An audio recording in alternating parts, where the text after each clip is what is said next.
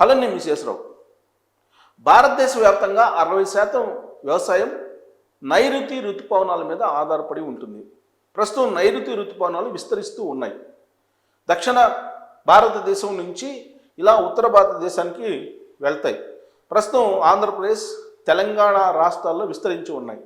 కానీ వర్షాలు మాత్రం అనుకున్న విధంగా పడటం లేదు. పైగా ఉత్తర కోస్తా, ఉత్తర తెలంగాణ ఈ ప్రాంతాల్లో ఇప్పటికీ కూడా హీట్ ఇంకా తగ్గలేదు. దానికి కారణం సూపర్ ఎల్నినో ప్రభావం అని చెప్పి వాతావరణ శాఖ చెప్తుంది. ఈ సూపర్ ఎల్నినో ప్రభావం ఋతుపవనాల మీద పడడం కారణంగా అవి వర్షించాల్సినటువంటి మేఘాలు వెళ్ళిపోతూ ఉన్నాయి. ఆ కారణం చేత వర్షాభావ పరిస్థితులు రాబోయేటువంటి రోజుల్లో ఏర్పడే అవకాశం ఉందని చెప్పి భారత వాతావరణ శాఖ చెప్తుంది. అంతేకాదు, ప్రపంచ వాతావరణ శాఖ కూడా ఏం చెప్తుందంటే పసిఫిక్ మహాసముద్రంలో ఏర్పడినటువంటి కొన్ని మార్పుల కారణంగా భారతదేశంలో ఉండేటువంటి నైరుతి ఋతుపవనాల మీద ఎఫెక్ట్ పడింది అనేది ప్రపంచ వాతావరణ శాఖ కూడా చెప్తుంది. ఈ ఎల్నినో ఎఫెక్ట్ ఏంటి, అసలు ఎల్నినో అంటే ఏంటి అనేది కనుక మనం ఒకసారి సంక్షిప్తంగా విశ్లేషణ చేసుకుంటే, పసిఫిక్ మహాసముద్రం మధ్యలో అలాగే తూర్పు ప్రాంతంలో అంటే భూమధ్య రేఖకు సమీపంలో సముద్రపు ఉపరితలం మీద ఉండేటువంటి వాటరు, సముద్ర ఉపరితల వాటరు హీట్ ఎక్కుతుంది. హీట్ ఎక్కి ఆ హీట్ కారణంగా వాతావరణం అంతా మారిపోతుంది. దాన్ని సూపర్ ఎల్నినో అంటారు. అది నైరుతి ఋతుపవనాల మీద పడుతుంది. నైరుతి ఋతుపవనాల మీద పడటం కారణంగా లేటుగా నైరుతి ఋతుపవనాలు రావడం, ఒకవేళ నైరుతి ఋతుపవనాలు వచ్చినప్పటికీ కూడా అవి వర్షించకపోవడం, ఇలాంటివన్నీ జరుగుతూ ఉంటాయి. కొన్ని చోట్ల వర్షపాతం నమోదైనప్పటికీ మరికొన్ని చోట్ల వర్షపాతం నమోదు కాదు.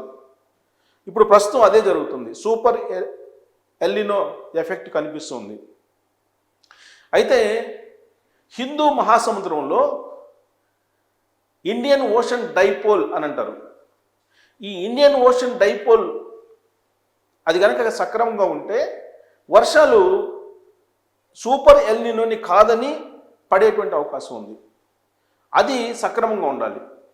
కానీ దానికి పూర్తి భిన్నంగా ఉంటే కనుక దాన్ని లెనినో అంటారు. ఈ లెనినో ఉన్నప్పటికి కూడా వర్షాలు విస్తారంగా కురుస్తాయి, అతి భారీ వర్షాలు కురుస్తాయి. సో మొత్తం మీద వాతావరణ అసమతుల్యత అనేది కనిపిస్తూ ఉంది భారతదేశంలో. ఇది ప్రపంచవ్యాప్తంగా మారినటువంటి వాతావరణ పరిస్థితులు, అది పసిఫిక్ మహాసముద్రంలో కానీ, హిందూ మహాసముద్రంలో కానీ, లేదా బంగాళాఖాతంలో ఎక్కడైనా సరే సముద్రంలో మారినటువంటి వాతావరణ పరిస్థితుల దృష్ట్యా ఈ సూపర్ ఎల్నినో ప్రభావం అనేది కనిపిస్తూ ఉంది. సో ఇప్పటి వరకు కరువు ఛాయలు భారతదేశానికి 7 సార్లు సూపర్ ఎల్నినో కారణంగానే వచ్చాయి. ఈ సూపర్ ఎల్నినో మొత్తం భారతదేశం మీద 10 సార్లు ఎఫెక్ట్ చూపించింది. ఈ 10 సార్లలో 7 సార్లు తీవ్రమైనటువంటి వర్షాభావం అంటే కరువు, తీవ్రమైనటువంటి కరువు ఏర్పడింది. ఈ కరువు కారణం ఎల్నినో అని చెప్పి భారత వాతావరణ శాఖ గత చరిత్రని చెప్తూ ఉంది.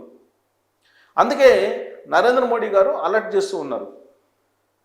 రాబోయేటువంటి రోజుల్లో వర్షాభావ పరిస్థితులు ఏర్పడే అవకాశం ఉంది, కాబట్టి వ్యవసాయదారులకి అవగాహన కల్పించండి అని చెప్పి భారత వ్యవసాయ శాఖ ఆదేశాలు జారీ చేసింది రాష్ట్ర వ్యవసాయ శాఖలకు. అందుకే అవగాహన కల్పించే ప్రయత్నం చేస్తూ ఉన్నారు. ఇక్కడ ఖరీఫ్ సీజను, నైరుతి ఋతుపవనాల మీద ప్రధానంగా ఖరీఫ్ సీజన్ ఆధారపడి ఉంటుంది. వరి, సోయాబీన్, పత్తి ఇలాంటి పంటలన్నీ కూడా వేస్తారు. కానీ ఈసారి నైరుతి ఋతుపవనాలు అనుకున్న విధంగా వర్షాలని ఇవ్వలేదు. మరి రాబోయేటువంటి రోజుల్లో ఖరీఫ్ సీజన్ బలహీనంగా ఉండే అవకాశం ఉంది, ఖరీఫ్ సీజన్లో పంటలు పండేటువంటి అవకాశం తక్కువగా ఉంది అనేటువంటి అంచనాకి భారత ప్రభుత్వం వస్తుంది. అందుకే భారత ప్రభుత్వం అలర్ట్ అయింది. ప్రత్యామ్నాయ పంటల వైపు వ్యవసాయదారులు తీసుకెళ్ళాలి, రైతుల్ని ప్రత్యామ్నాయ పంటల వైపు మొగ్గు చూపేలా ఆలోచింపజేయాలి అనేటువంటి ఉద్దేశంతో ప్రధానమంత్రి నరేంద్ర మోడీ గారు నీతి ఆయోగ్ సమావేశంలో కూడా ప్రస్తావించారు. ఢిల్లీలో జరిగింది నీతి ఆయోగ్ సమావేశం. దానికి చంద్రబాబు నాయుడు గారు అటెండ్ అయ్యారు, అలాగే తెలంగాణ ముఖ్యమంత్రి రేవంత్ రెడ్డి గారు కూడా అటెండ్ అయ్యారు. ఆ సమావేశంలోనే ఎల్నినో ఎఫెక్ట్ గురించి మాట్లాడారు. అలాగే ఆర్టిఫిషియల్ ఇంటెలిజెన్స్ని ఉపయోగించండి, ప్రతిదానికి వ్యవసాయంలో ఆర్టిఫిషియల్ ఇంటెలిజెన్స్ ఉపయోగించండి, వీలున్నంత వరకు ఎప్పటికప్పుడు ప్రజల్లో అవగాహన కలిగిస్తూ వ్యవసాయాన్ని ప్రధానంగా తీసుకెళ్ళండి అని చెప్పి ఆయన ఆదేశాలు జారీ చేశారు. అలాంటి సూచనలు కూడా ఇచ్చారు. అయితే ప్రతికూలమైనటువంటి పరిస్థితులు ప్రస్తుతం నెలకొన్నాయి భారతదేశ వ్యాప్తంగా కూడా. ఈ ప్రతికూల పరిస్థితుల్ని అధిగమించి వ్యవసాయం ముందుకు వెళ్ళాలి. దాదాపు 60% వ్యవసాయం విస్తీర్ణం అంతా ఈ నైరుతి ఋతుపవనాల మీద ఆధారపడి ఉంటుంది. మరి ఇదే సరిగ్గా లేదనంటే రాబోయేటువంటి ఆర్థిక పరిస్థితి మీద ఇంకా ఎక్కువ ప్రభావం పడే అవకాశం ఉంది. మామూలుగానే పశ్చిమాసియాలో నెలకొన్నటువంటి యుద్ధ పరిస్థితుల కారణంగా మొత్తం ప్రపంచవ్యాప్తంగా ఆర్థిక సంబంధమైనటువంటి అనిశ్చితి నెలకొంది.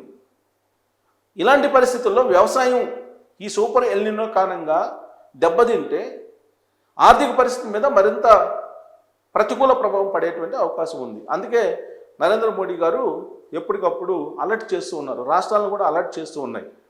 దీన్ని ఎలా అధిగమించాలి? నైరుతి ఋతుపవనాలు వర్షించట్లేదు, సగటు వర్షపాతానికంటే తక్కువ వర్షపాతాన్ని నమోదు చేస్తూ ఉన్నాయి. పైగా ఉష్ణోగ్రతలు ఎక్కువగా ఉన్నాయి. ఇప్పటికీ కూడా వారణాసి ప్రాంతాల్లో 41 నమోదవుతుంది ఉష్ణోగ్రత, 41 డిగ్రీల ఉష్ణోగ్రత నమోదవుతుంది.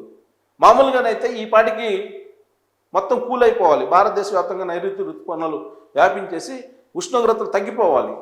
కానీ ఉష్ణోగ్రతలు తగ్గిపోలేదు, ఇంకా ఎక్కువగానే ఉన్నాయి. వర్షపాతం బాగా తక్కువగా ఉంది. సో సగటు వర్షపాతం కంటే 90% తక్కువ నమోదయ్యే అవకాశం ఉందని చెప్పి వాతావరణ శాఖ చెప్తున్నటువంటి క్రమంలో ఇది భారత ఆర్థిక వ్యవస్థ మీద తీవ్రమైనటువంటి ప్రభావం చూపే అవకాశం ఉంది అని చెప్పి ఆర్థికవేత్తలు అంటున్నారు. మరి దీని ప్రభావం ఎంత ఉంటుంది అనే దాని మీద మీరు కామెంట్ చేయొచ్చు. Thank you.